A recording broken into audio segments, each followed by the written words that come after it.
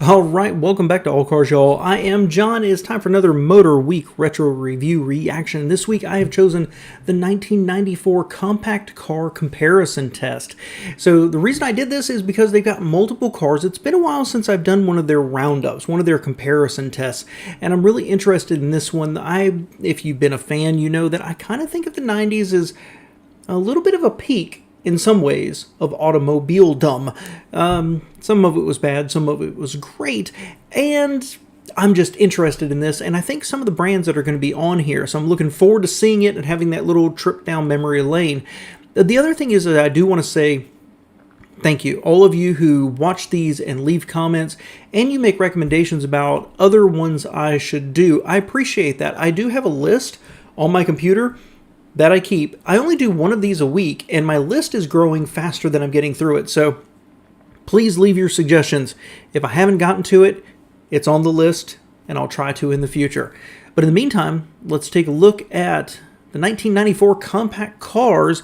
Grab your beverage of choice, sit down in your comfy chair, and let's take that little trip down memory lane.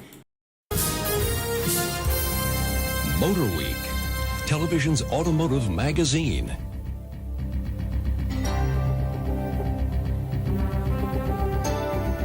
Your host for Motorweek, John Davis. Well, hello and welcome again to Motorweek. We're glad to have you with us. To some people, the term family car only means midsize or larger sedans. But with today's car prices, many buyers are opting for smaller sedans to fill their family needs. We get a lot of requests to feature these miniature movers here on Motor Week. So many, in fact, that if we fulfilled them all, we'd never have time for anything else. So we decided to pull together the best examples of the small sedan class to help find the ones that are right for you. Before they jump in, I'm going to say I am super excited about this. I mean, we've got a Neon, a Corolla, a Saturn, a Civic, and what looks like a Jetta. I like all of these cars, honestly, for different reasons. Dramatically different reasons, but how exciting. I mean, these are all cars I've driven. These are all cars I have spent time with, one of which I have owned. And dang, this was a great period in automobile history, in my opinion.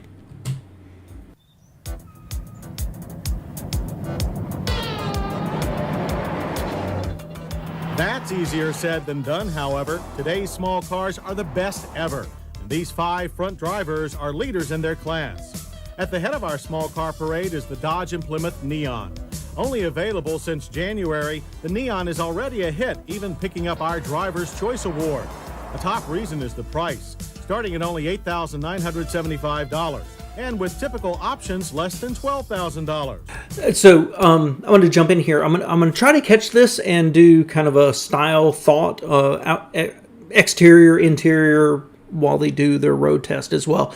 I forgot to mention at the beginning, rank these in your head. I'm going to do it at the end, tell you where I would place these from the perspective of you and I are magically transported back to 1994, and we've got, I don't know, a job, money, and we could buy one of these. Where would you rank these? Okay. Now, what's interesting is 1995, 1996, 1995, actually, my first wife and I, we were in that position. We had this field to choose from, and we ended up with the Neon. Now, primarily that was price. I was fresh out of college. She was first jobs, not a lot of money. But the Neon was so much fun, and I still like the styling of this first generation. The second generation went wacky, right? But it was cute. It was full of personality. The interior was cheap. But at least it was ergonomically, good. It was a fun car. If you watched the channel before, you know that it made to about 70,000 miles before it blew a head gasket.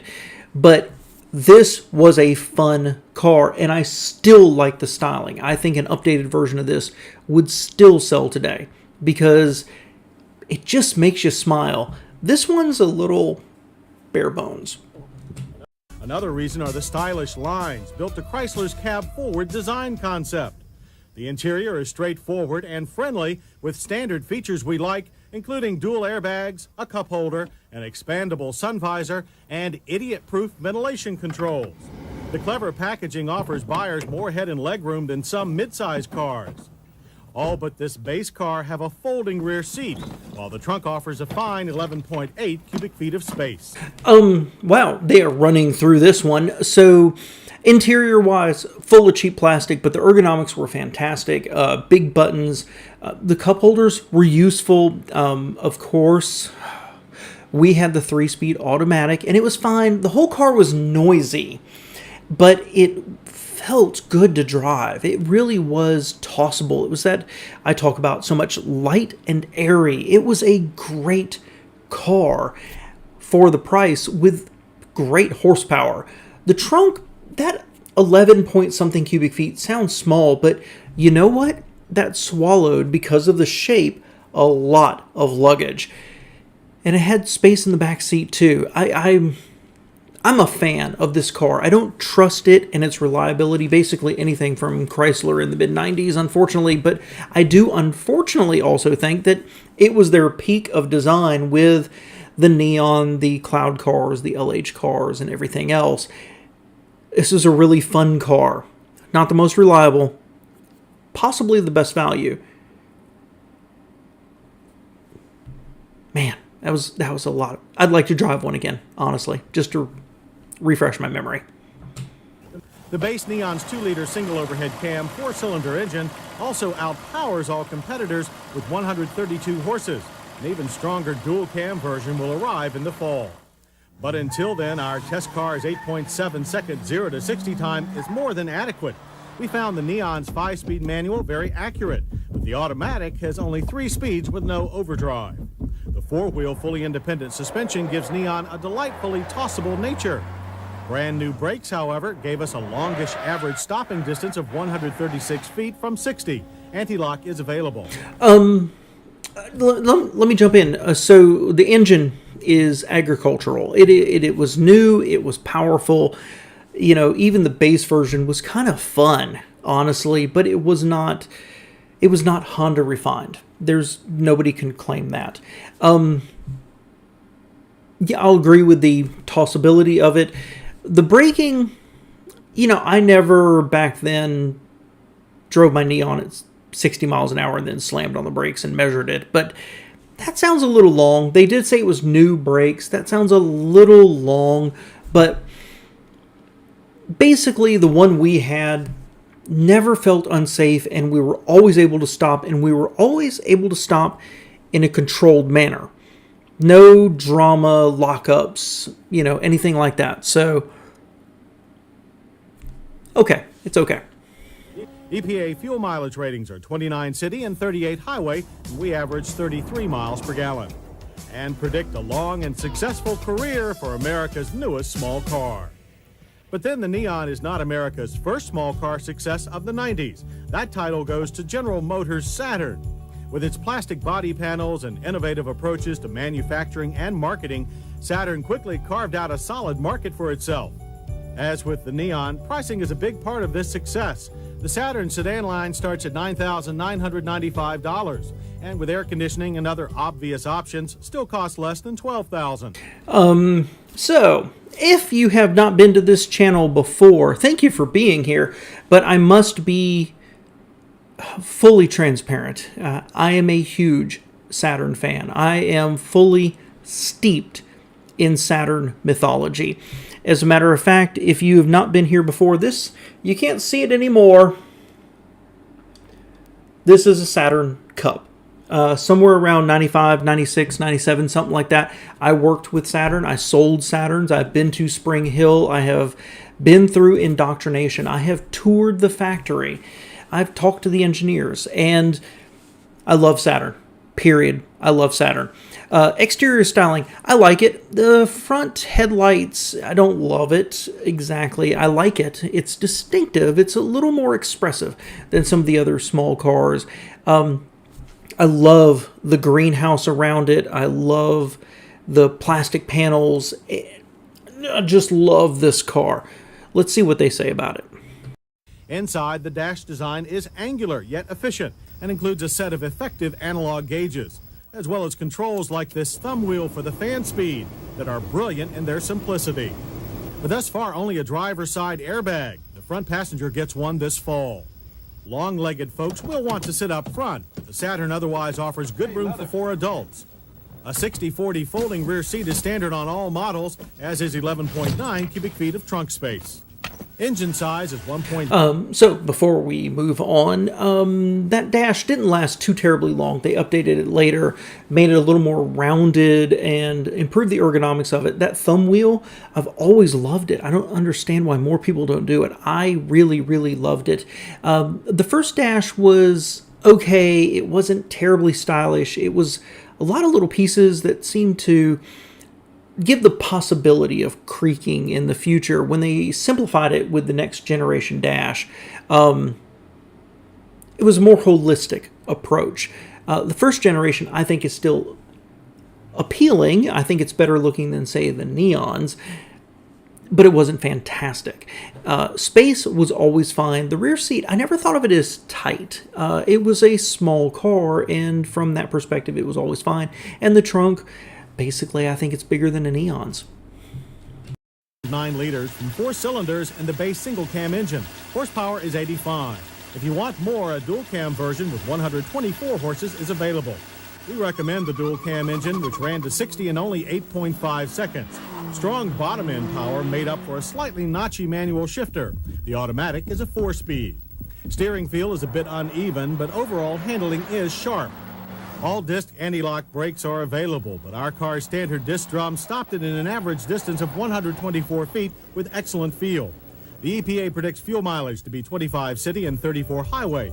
We averaged an excellent 36 miles per gallon. And an excellent value is how we describe GM's new age compact. You know, I would say, because I had the Neon with an automatic, it's hard to do a one-to-one comparison. The Neon had far more horsepower than the base engine in this, but with a 3-speed automatic, this felt, I want to say, more alive. Okay, more everyday, not more on and off power. The 124 on this felt, generally speaking, felt from the seat, from everyday driving, better than the Neon. The Neon offered more value if all you were looking for was horsepower. But the Saturn, the overall experience was much more upscale. But because Saturn had that one price philosophy, and you could get a deal, even new, you could get a deal on a Neon, the price was like this. So Saturn's not badly priced, but you could always get a deal on something else. Now, if your taste run to something more international, Volkswagen's Jetta 3 might be right for you. Offering the conservative but handsome look of all German cars, the Jetta is Volkswagen's top-selling U.S. model. That's despite a base price of $13,750. Add a few options and it quickly rises to over $15,000. So before they go on, so let me be, again, totally transparent here. In 1995, I graduated spring of 95. I graduated from college, got my first job, felt like I was making a fortune, but we still never seemed to have any money. And I was a huge VW fan. I had a VW Fox at the time, and I was really into VWs. And I love this generation Jetta. I mean, so far, 3 cars, I love all of them. That'll tell you something here. So I love this generation Jetta, and I seriously wrestled internally with leasing one of these in 95 when we needed a car because I loved it that much, especially the trunk. I never did. The money never made sense to me. Let's see what they say as we move forward. But for that price, the buyer gets a better than small car interior design, except for the passenger airbag that displaces the glove box. But thoughtful features like height-adjustable front seat belts, twin vanity mirrors, and optional one-touch down power windows all around are welcome.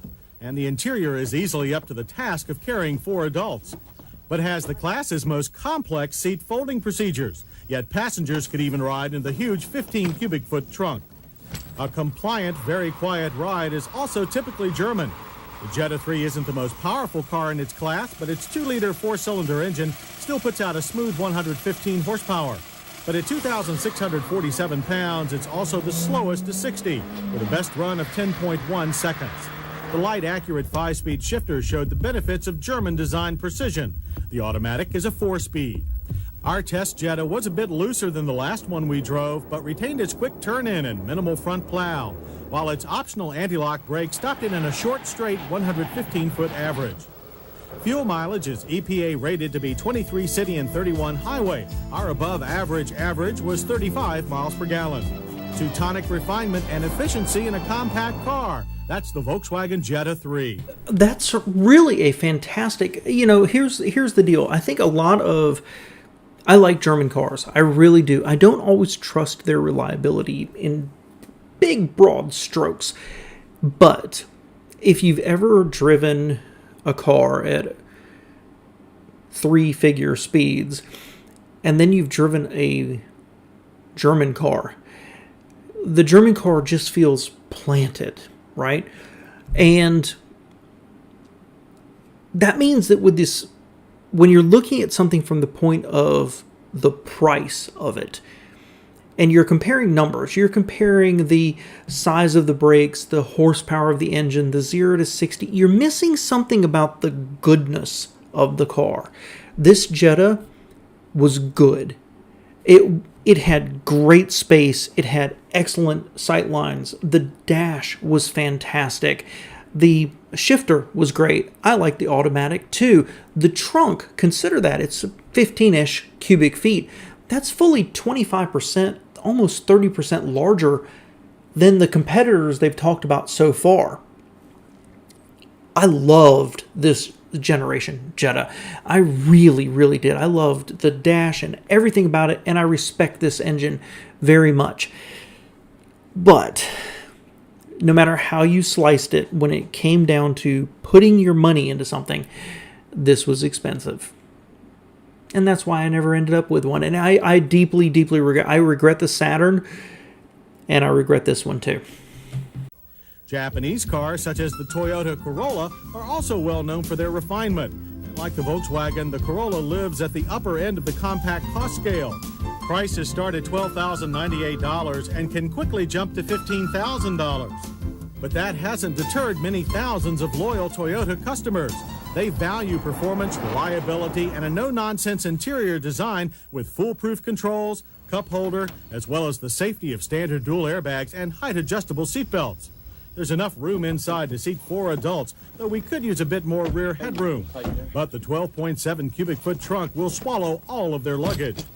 The Corolla's power comes from either a 105 horsepower 1.6 liter 4 in the base cars or a larger 1.8 liter unit as found in our DX test car. It makes 115 horses. And coupled with a positive 5-speed manual gearbox, sprinted to 60 in 9 seconds flat. The 4-speed automatic is one of the smoothest around. But it's in handling where the Corolla really shines, with grip and refined feel that rival that of sportier models. Braking followed the class standard, however. Front disc and rear drum stopped the car from 60 in an average distance of 130 feet. While fuel mileage, which is EPA rated at 27 city and 34 highway, averaged a better 38 miles per gallon. And average is hardly how we'd describe the Toyota Corolla. Wow. Does that not define what Toyota means? To me, anyway. First off, this is the most boring car they've shown so far. There's no personality here. It's just a little boring sedan. It is, however, I believe, one of the best cars, right up there with the mid-90s Toyota Camry, the best cars ever built. The engines kind of split the difference, right, in terms of horsepower, and they're okay, but they're ultimately reliable. The dash is okay. The space is okay. It's interesting that the trunk is bigger than the Neon and the Saturn, but not as much as the Jetta. It's just a good all-arounder. The braking distance, not great. Could be new brakes, so I won't be too harsh on it, but no performance here. Just a solid car, but it is at the upper end of the price range. You know, taking predicted reliability out of it, the Saturn and the Neon offer a little more value here relative to this. Let's see what they say about the, hopefully, Honda. While it may be one of the oldest designs in our test, the Honda Civic sedan is also one of the most popular. You can get in one for $11,750, though dealer-installed air conditioning can add up to $1,000 more. The interior is pure Honda, clean and uncluttered, though the cup holder is one of the most complicated ones that we've ever seen. Standard features include dual airbags and height-adjustable seatbelt anchors, as well as an excellent layout of dash controls. Despite its subcompact status, there's plenty of interior room, whether you're seating 4 adults or folding the one-piece rear seat back down for access to the generous 12.4 cubic foot trunk. The Civic moves its cargo with a free-revving 1.6-liter 4-cylinder engine. Base models make 102 horsepower, while our top EX-grade test car makes 125. Its 5-speed manual is one of the most positive shifters in the class and allowed it to sprint to 60 in only 9.1 seconds. A 4-speed automatic is available. The well-balanced double wishbone suspension made it very nimble in corners. Anti-lock brakes are available on EX-grade cars only and stopped our test car in a good average distance of 120 feet from 60. The EPA predicts that each gallon of fuel will last 29 miles in the city and 35 on the highway.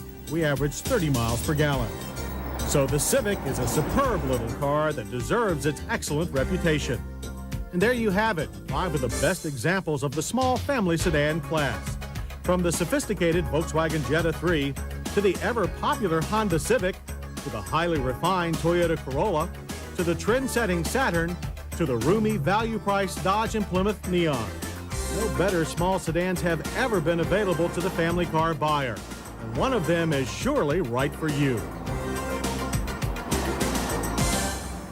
So if I won the lottery, I would probably have one of each of these. That Honda. That let's finish up with that. Very interesting. The engine's great. They got the upgraded engine, and that really hurt the fuel economy. Really surprisingly, the Honda only got 30 in their mixed driving. That Corolla got 38. That's a huge difference. The Saturn got 36. The Honda ended up being the least efficient, I think, of all of these. Performance was fine. Braking was fine. Everything was okay.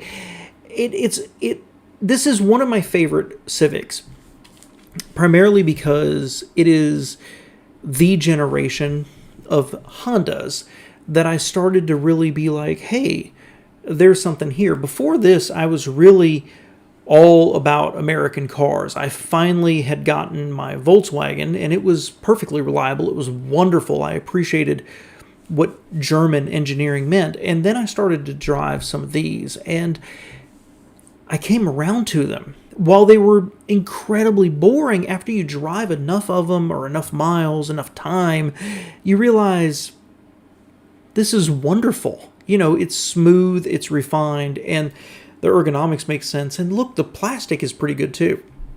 So I love this generation of Civic. But that leaves me with, what would I choose? If I could go back to 1994, let's say 1995, and I had the money, I had a job, and I needed to buy a small car again. And I'm going to pretend here that it's not real life where I have to buy based on money. I have a little bit more free cash. That's kind of tough, because do I base it on what I know the reliability is going to be? I would have to say the Saturn's my number one. I believe in Saturn. I believe in their quality. I believe in their business practices, and I would want to support them, and I've loved every Saturn I've ever driven. I would say that number 2 would probably be the Honda. The smoothness, the efficiency, the decades-long service you can get out of one of these cars. I absolutely love it. I think number 3 would be the Jetta. I loved that car.